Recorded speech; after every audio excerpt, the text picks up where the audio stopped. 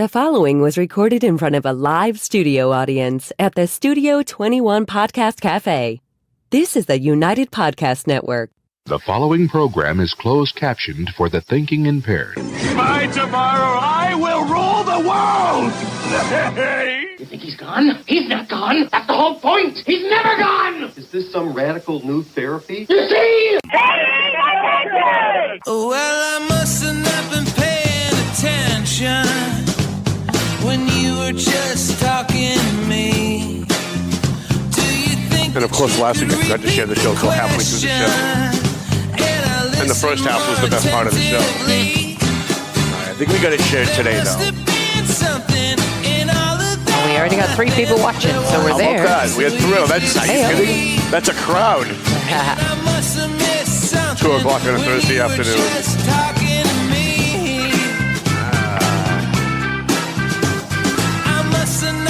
I got so many things I'd love to talk about today.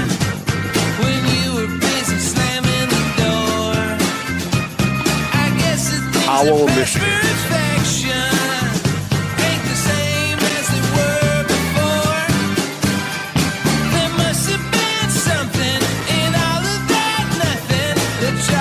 In fact, maybe we'll kill the video that you spent all that time looking for. It just doesn't fit with where we are. Okay. But I promise we will do it next week. That's okay. Right. I'll just delete that. We'll save it for next week so you can find it. Well, it's a yeah. All right.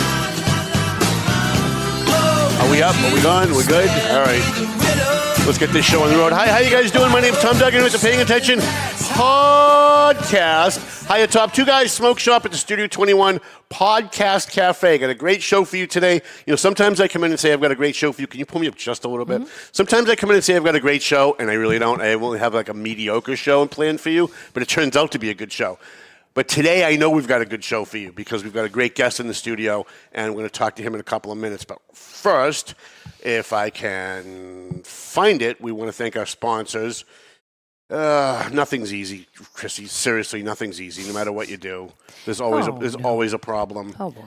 This is the old list. Do we have the new list? Of course not. Why would we have the new list? That would just make things a lot easier. All right, we'll use the old list and try and make it up as we go. All right, I want to thank our sponsors, AFC Urgent Care. We love Lisa and Zaka and everybody over at... and he's here today, so that's going to be really fun.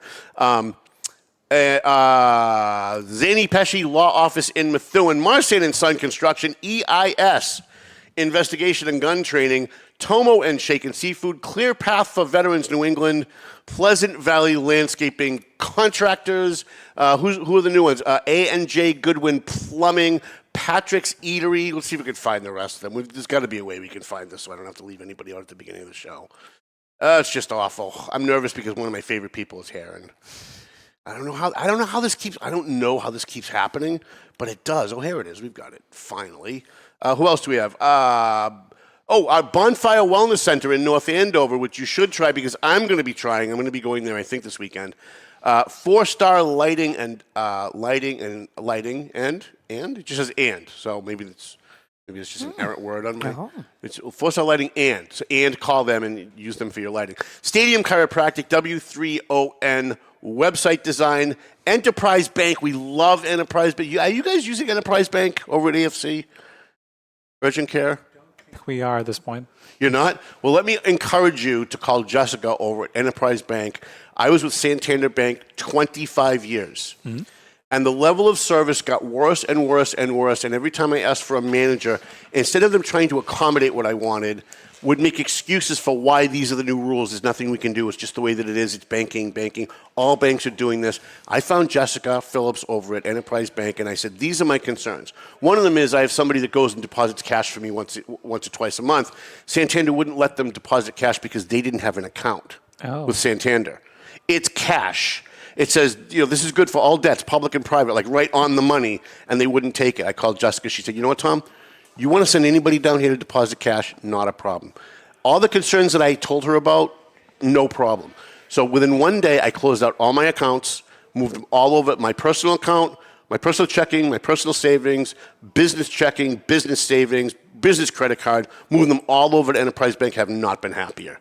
In 25 years, I have not been this happy with a bank. So I just want to encourage you. You can do what you want, and I'm not telling you what to do, but I do want to encourage you to go to Enterprise Bank and go see Jessica Phillips. She's really, really nice. And who did we leave out? We left somebody out. Prime Insurance in North Reading, the Doug Mercurio Law Office, and Chris's Barbershop, who did my hair last month.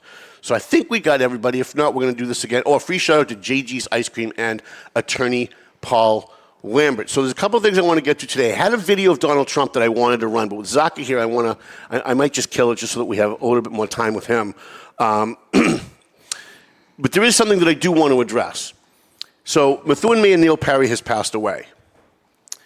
Boy, there's an awful lot that I could say about this. I'm not going to say a lot of things about this until a little time has passed. He's not buried yet.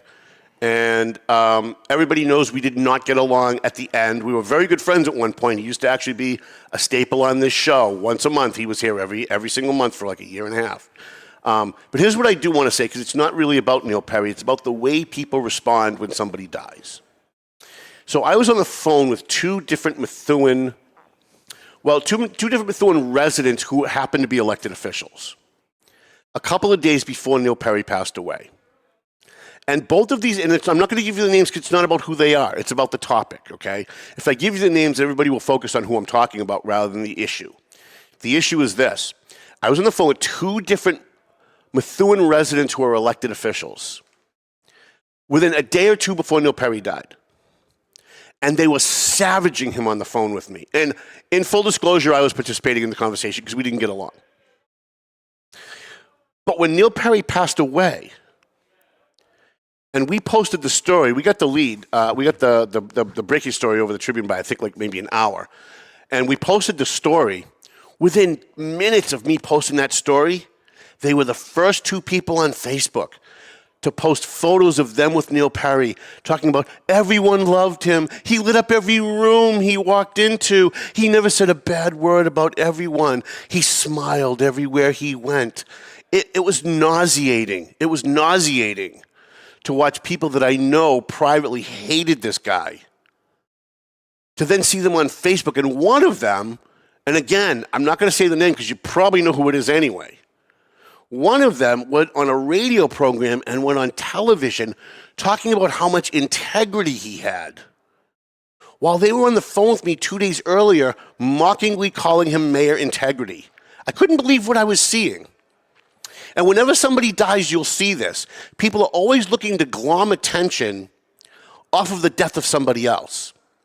Whether it's a famous person or someone in your family, there's always somebody that hated that person who shows up at the wake and cries the loudest, who looks the most distraught. And so my heart does go out to Neil Perry's family. We did not get along. We did not like each other. We had some serious issues between us, but we were at one point very good friends. And so my heart does go out to his family because no matter how much I don't like someone, I certainly don't wish death upon them, unlike other people that I saw on Facebook. But I do want to caution you people not to buy the baloney that you see on Facebook when somebody's posting a photo of them with Neil Perry as if they were best friggin' friends. Because behind the scenes, most of these people hated him. And I feel worse for his family when I see someone being so hypocritical. Like someone called me last night and said, "Are you going to Neil Perry's wake or funeral?" And I said, "No, why would I disrespect his family like that? Everyone knew we didn't get along. Why would I go and disrespect his family knowing that they know we didn't get along? Like, why would I do that?" And the answer that I got was because everybody else is doing that. Counselor so-and-so hated him, but he's going to go. He'll probably sit in the front row. And I said, you know what? You're probably right about that. I really want to address this on my show because it happens. And no matter who you are, you have experienced this. A family member dies, a friend dies, and someone who hated that person shows up and cries the loudest, goes on Facebook and talks about how much they loved this person just to somehow glom attention off of that person's death. And I'll give you another perfect example, and then we're going to talk to Zaka. When I was in the hospital last year, and I was on death's door, and I died twice, and they brought me back, and word finally started to get out after I was in the hospital for about 2 weeks. Lawrence's homeless coordinator, Kelly Burchell Frazier, called my mother to see how I was doing and feigned concern for my health. told her that she was going to pray for me, and then pumped her for information about me in case I survived, she could use it against me, which, by the way, she did. And when I became well enough that my mom came to visit me in the hospital, and she said, oh, by the way, and she told me who had called her to find out how I was doing, the first person's name she mentioned was Kelly Burchell Frazier. And she said, she seemed so nice. My parents call me TJ. TJ, she was really concerned about, that girl really loves you. I didn't have the heart to tell her that woman hates my friggin' guts, that woman is actively trying to get me killed in the city of Lawrence, like actively trying to get me killed. I didn't have the heart to tell her because she felt so warm and fuzzy. I said, you know what? At least it made my mother feel good that somebody called and did that. But make no mistake about it, if I had died a year ago when I was in the hospital and they didn't bring me back, Kelly Burchell Frazier and Debo Brown would have been sitting in the front row crying louder than anybody, even though they're trying to get me killed. Like they're all over Facebook going, he has no gun, they took his gun. Why do you think they're doing that? Why do you think that when they know that I go to shootings and fires and accidents in Lawrence, why do you think they're doing that? Like, you tell me why you think they're doing that. But these were the people when I was in the hospital. Oh, Dottie, I'm so concerned about it. So I'm bringing this up because we've all experienced it, and I want to caution people to just stop doing that. Like, please, if you take nothing else from today's show, please just stop doing that. If somebody dies and you didn't really like them, you don't have to savage them, but don't be a phony either. Don't go to the wake and cry and pretend that you cared if you really didn't. And if you did, there's lots of people like Susan Riccio who posted a picture of her and Neil Perry, and she loved Neil Perry. We had conversations about it all the time. She loved the guy. And when I saw that picture of her with Neil, it made me feel good that she had that picture of her and Neil because she loved the guy. So my heart does go out to Neil Perry. I wish all the political people in Methuen were not such friggin' phonies. I am not going to be attending the wake. I am not going to be attending the funeral. I will write a story about it in the next paper because I think anytime anybody dies, somebody should be saying, if you're going to say negative things about them when they're alive, then you should be able to say nice things about them when they pass away, as long as you're telling the truth. And nobody is all good and they're all bad. So, anyways, all right, I had two other things I was going to get to, but instead, sitting here with me is our good friend. Now, normally it's Lisa Williams comes in from AFC Urgent Care, and I love Lisa. This is nothing against Lisa. We'll have her on another time, maybe in a couple weeks if she wants to come in and tell me how inappropriate I am. I always enjoy those shows. She will sit here, no matter what I'm talking about, and tell me how inappropriate I am. In fact, the last time she was here, because she called me, an HR nightmare? That was hilarious. It was hilarious. So we will have her back at some point. But AFC Urgent Care is in Methuen, they're in North Andover, they're in Haverhill, and they're in a couple of other locations, right? Where you're at Swampscott too? Swampscott and Beverly. And they're offering immigration physicals. And every time I share on my Facebook page their immigration physical ad that they have up on Facebook, I always have 4 or 5 people ask me, what the hell is an immigration physical? And so Zaka and I were having lunch a couple weeks ago, and we were talking, and he was telling me how he's an immigrant to this country, and I thought, what a great topic for the show to talk about how you came to America, why you came to America, what the process was, and how that inspired you as now one of the owners of AFC Urgent Care to offer immigration physicals to people in the Merrimack Valley. So first, introduce yourself. Where are you from? What country did you come from? Kind of tell us what the process was of coming to America. Absolutely. So, Tom, first of all, thank you for having me on this show. Well, thank you for being a sponsor. We love having our sponsors on, no matter what they want to talk about. That is good to know. I came to this country in 2012. I grew up in Pakistan and Canada and moved to New York City in 2012. I was there for a few years. I moved to Massachusetts about 8 years ago. I was going to let you go. Sure. But that's got to be a culture shock. You went from Pakistan to Canada to New York. Like, before we even go on from there, like, what kind of a culture? You went from Pakistan to Canada, which is like a whole separate, like, thing. Like, it's out country. Everything's like 100 miles away from everything else. It's suburbia everywhere. There's almost no cities in Canada.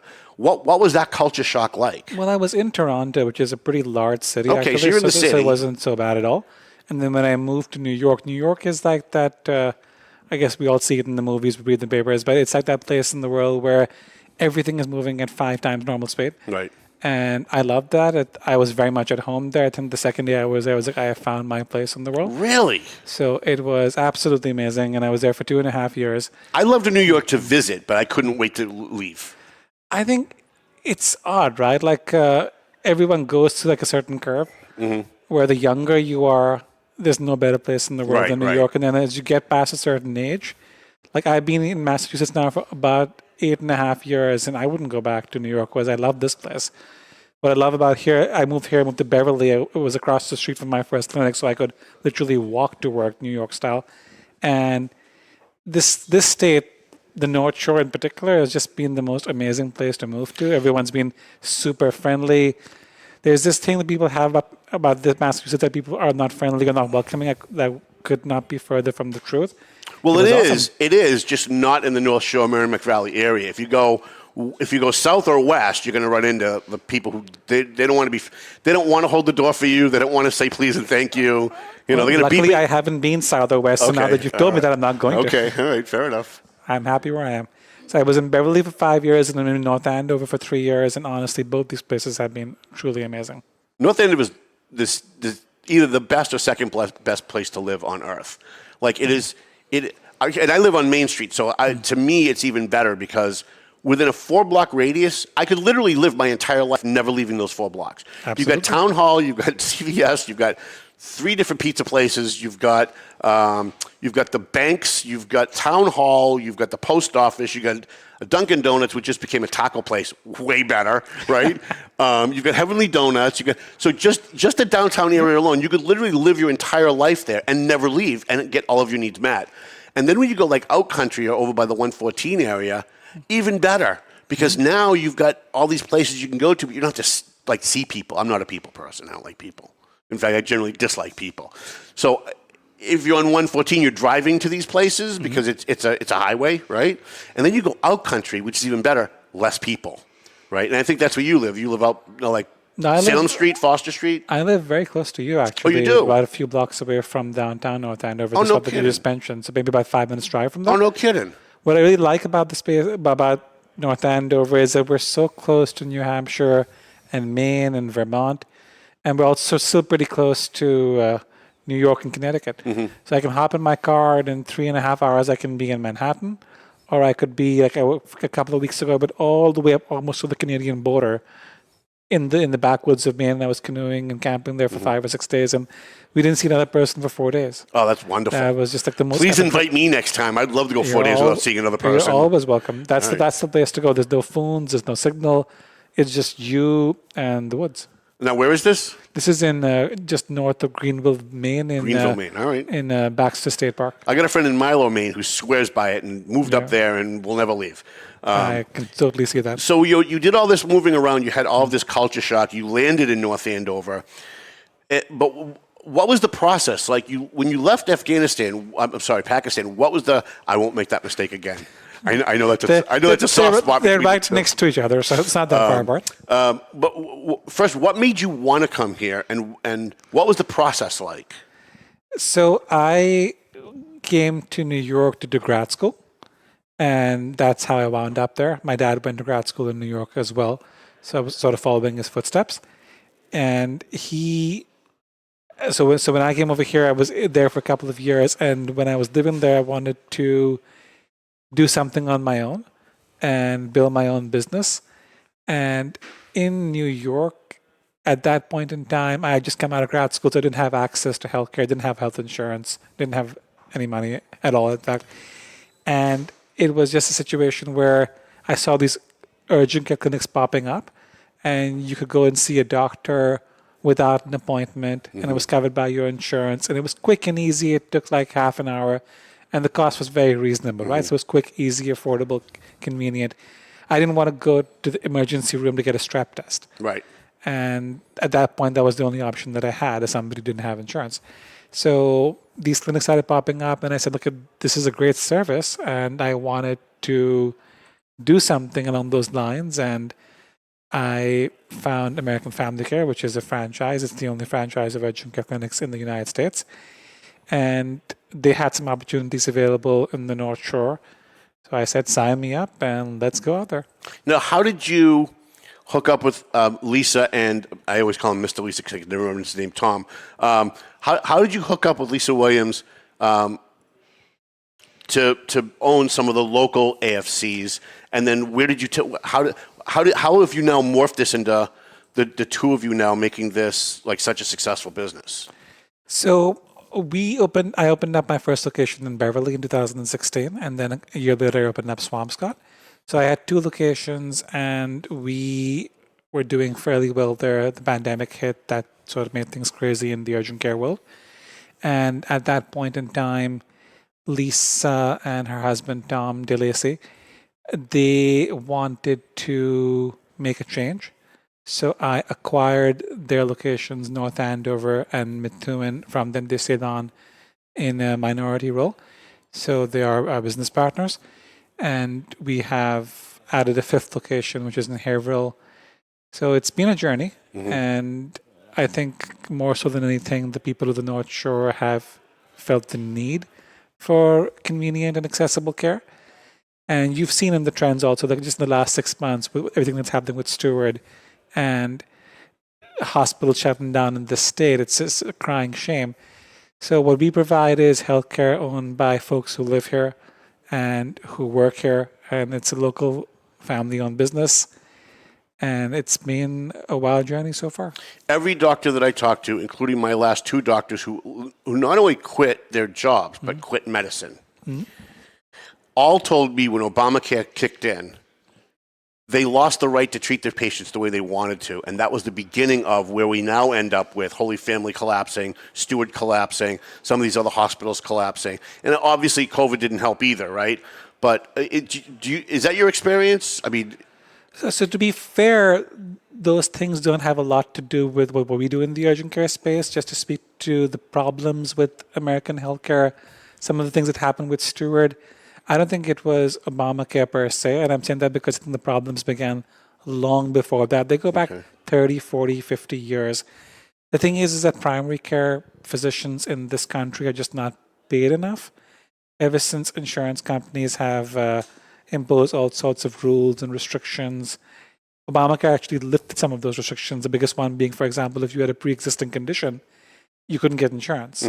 So you might as well go and die, but you wouldn't get treatment. Right. And I don't think that's really an American By the way, concept. I agree with you about that. I was not a fan of Obama, but some of the things that he did was good. And one of those things was covering pre-existing conditions, because I had a pre-existing condition. Exactly. I had a very difficult time getting on Romney Care. Now, Romney Care ended up saving my life. Obamacare almost ended up killing me. But once everything got settled, once we were through that initial 3 or 4 year period, I actually have now started to benefit from it. That's having awesome. gone through what I went through last year. Yeah, so Obamacare is basically modeled on Romney Care. Romney Care was, in fact, the template, and I think it was a good template. And I'm happy and proud to live in a state like Massachusetts, where this was the first state in the United States where it was made a priority to have health care available to all. I know it's definitely expensive from a state budget point of view, but I think this is the most humane state in the country. And the way people are treated over here with dignity is awesome. So I'm glad to see that. You were mentioning something about Steward. That was just, I think, plain corporate greed. Like you had a guy who wanted to pick up $250 million and spend them on yachts and boats and planes. That tale is almost as old as time, right? It happens every few years in this country. So that's a crying shame. Almost like a hedge fund guy who bought it and then just stripped out all of its wealth. So a bunch of hedge fund guys bought it. The CEO took out a lot of money. I think he was just yesterday, the Senate held him in criminal contempt. So we'll see where that goes. But that's just, at the one level. The one where it matters to us is the folks who are going to the Holy Families and going to St. Elizabeth's and going to the local hospitals and relying on those specialists for their care and for them to be facing the problems they did. And we have a lot of people who work with us who work in those hospitals as well. That was just like a shame to see that all their lives being disrupted because of greed. We've long called Holy Family Holy Fatal on this show because I've written so many stories of. I had a friend of mine, and you can look it up if you want to Google it.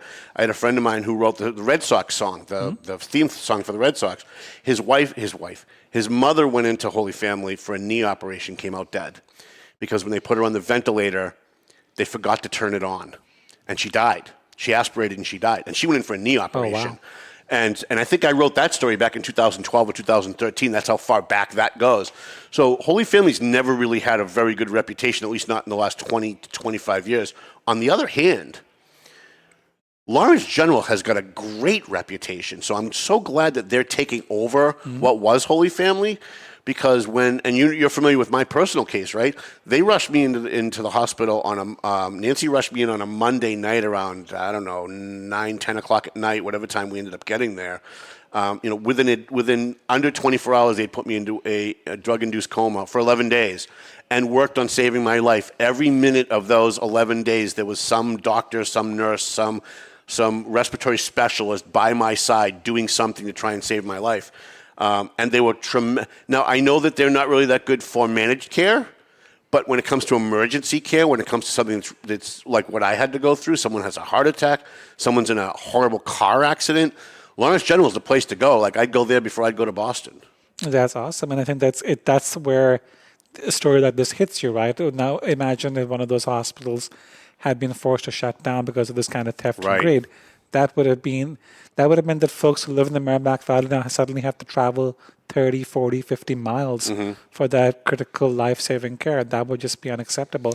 Yeah. So I'm glad that the state seems to have found a resolution, and I hope that it works. But if it's not an emergency situation like I was in a year ago, I'm at AFC. Like, I'm going to AFC, especially North Andover, because it's right around the corner from my office, maybe half a mile from my office. I went there one day. I had an abscessed tooth. My tooth was killing me. It was a Sunday of a 3-day weekend. There was no way I was going to get to see a dentist before Tuesday, and this was like a Saturday night, early Sunday morning. As soon as you guys opened Sunday morning, I went in, took care of me right away, gave me a prescription right away for amoxicillin, gave me a pill right away for the pain to get me through to Tuesday.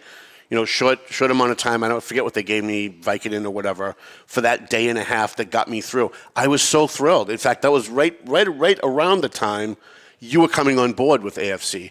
And I think I remember calling, looking for Lisa, but getting you, and talking to you on the phone and just telling you what a great experience it was, that rather than go to the hospital and wait 4.5 hours, right, because you have people, with car accidents and stuff ahead of you, rightfully so. I walked in, I sat down, I barely picked up my phone to go on Facebook, and they were calling my name. Like, I was in and out in like 15 minutes. I can't remember the last time I went for any kind of health care where I was in and out in 15 minutes. So we try very hard to get the vast majority of our patients out of there in well under an hour. Yep. I want to say we get 90% of our patients seen and out the door in 45 minutes or less. So yes, again, we're all about being the easy, affordable, convenient option. And at the same time, that doesn't mean that we don't have amazing quality, because the doctors and nurse practitioners and physician assistants who work there, they've worked in the ER, they've worked in critical medicine. Most of them have 5 to 10 years of experience. So they're very experienced and well-trained medical professionals. And it is a privilege to work with that team and to be able to help and support them in giving the care that they do. Who's the doctor that heads the North Andover office? So our medical director is Dr. Ted Goldemond. Wonderful.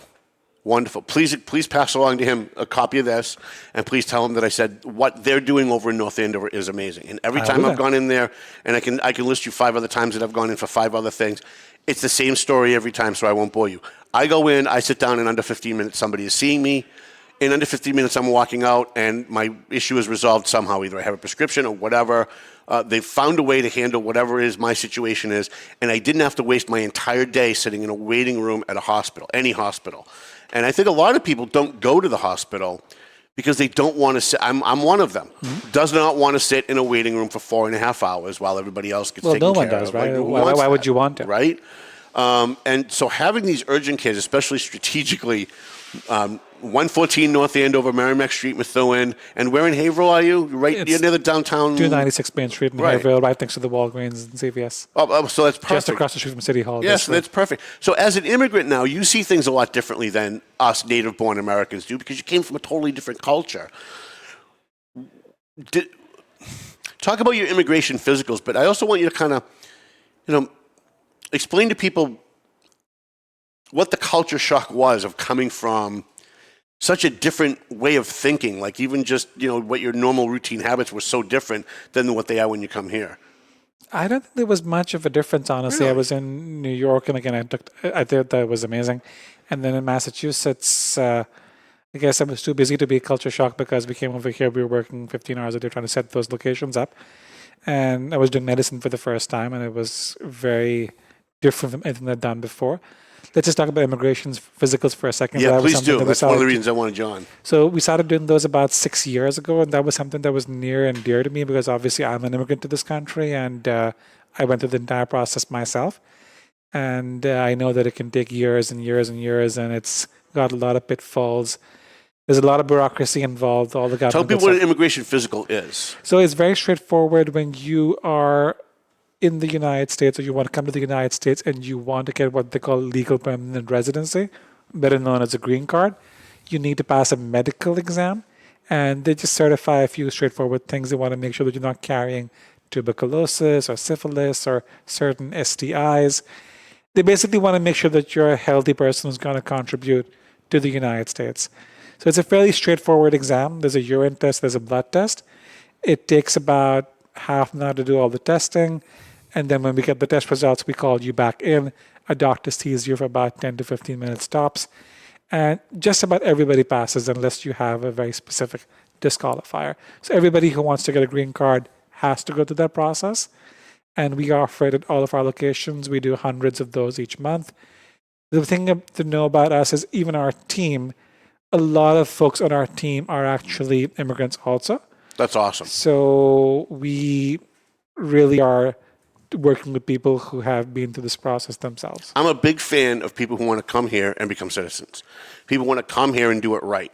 And you'll hear me rail on every other show but today about illegal immigration and people who aren't doing it right because there are other people standing in line. There are other people who are bearing the expense of an immigration physical. There are other people who are doing it the right way, and it's a slap in the face to all of them. It's almost like telling them America is not what you think it is. Right, because you have to follow the rules, and other people who are of other classes of people don't have to. So I admire what you're doing, offering this. I think the only thing that I really wish you guys had an office in Lawrence, because boy, I think you'd make so much money. There are so many really good people, mostly Dominican in Lawrence, who want to become American citizens. One of our friends, Marilyn Salcedo, who works at Enterprise Bank in Lawrence, who you should be banking with. Just recently got sworn in as an American citizen, and she had to go through this legal process. And so there is so many people out there like her, like Wardy Castillo, who works at Sheehan's Towing in Methuen, who also just became an American citizen after years and years of trying. There are so many of them, but a lot of them don't know what the process is, or if they're told the process, it sounds too cumbersome for them and too labor intensive for them and overwhelming for them that they end up just not doing it. And so the fact that if you could get if I could help you, I would do it for free. I wouldn't charge you anything. I would call every politician that I know in Lawrence if I thought I could help you guys open up an office in Lawrence. I think you guys would make so much money, and you'd be doing a great service for people who want to become American citizens but just haven't done it yet. I think we definitely would be interested in that. We have looked at Lawrence. It's a great city. I live 5 minutes from Lawrence. I'm there all the time as it is. You and I have had lunch there a number of times, so I love the place. We also support a number of nonprofits in Lawrence. We contribute towards scholarships in particular and to local businesses in the city of Lawrence. So definitely we have a strong affiliation with that city. We get a lot of people who, like you said, Dominicans and others who want to get immigration physicals, and I just want the folks there to know that we have offices in Methuen, North Andover, which are maybe 5 to 7 minutes from Lawrence. So we're pretty close, and we're ready and available to help you out. I've got one big thing that we do, unlike most other places, is that we get the day that you want to be seen and you want to start the process, we get you in that day. That day. Most other offices will say, okay, fine, our next stop might be 3, 4, 5 weeks from now. We get you in that day, and we get your test results, we get your testing done, and the test results typically take 5 to 6 days to come back. And then within 5 to 6 days of that, we schedule you the vast majority of the time for your civil service immigration physical, which means that we can get you seen in most cases in between 2 and 3 weeks.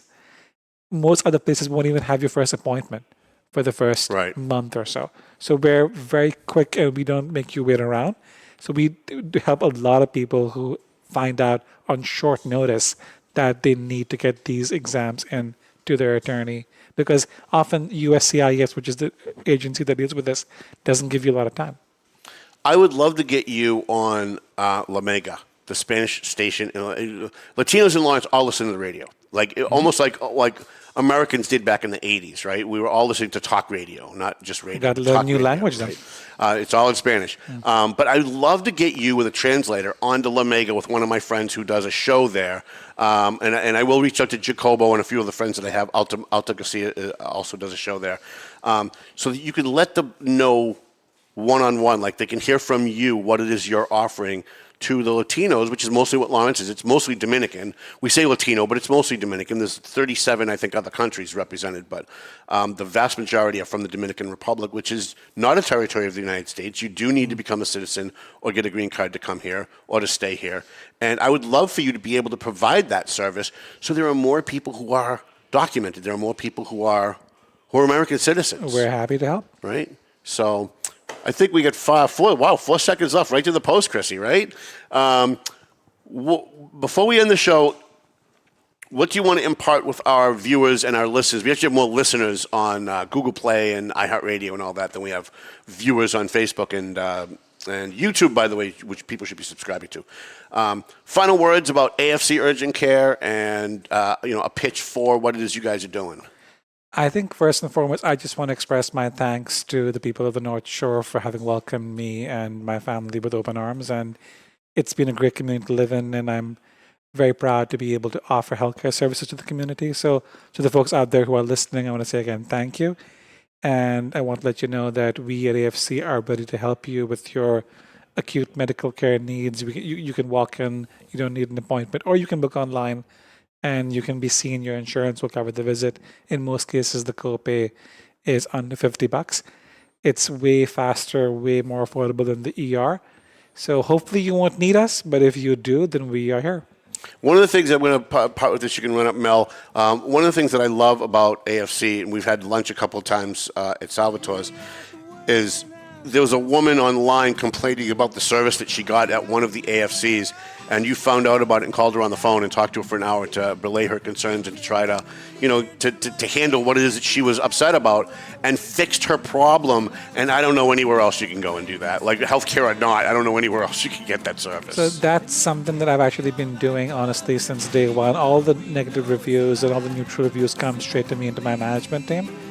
And we basically call anybody who's got a complaint or had an issue, and I call a lot of those people myself. I do a bunch of those calls each week. That's awesome. Zaka Wafiq, did I say it right?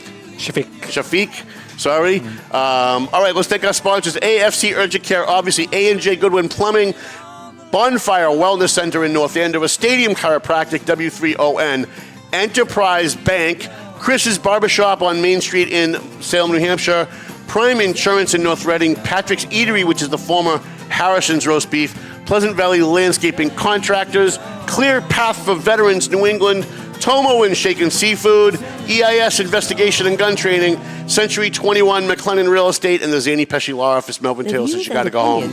So you go home already. Marcin and Sun Construction, go home. Program do not necessarily reflect the opinions of the Studio 21 Podcast Cafe, the United Podcast Network, its partners, or affiliates.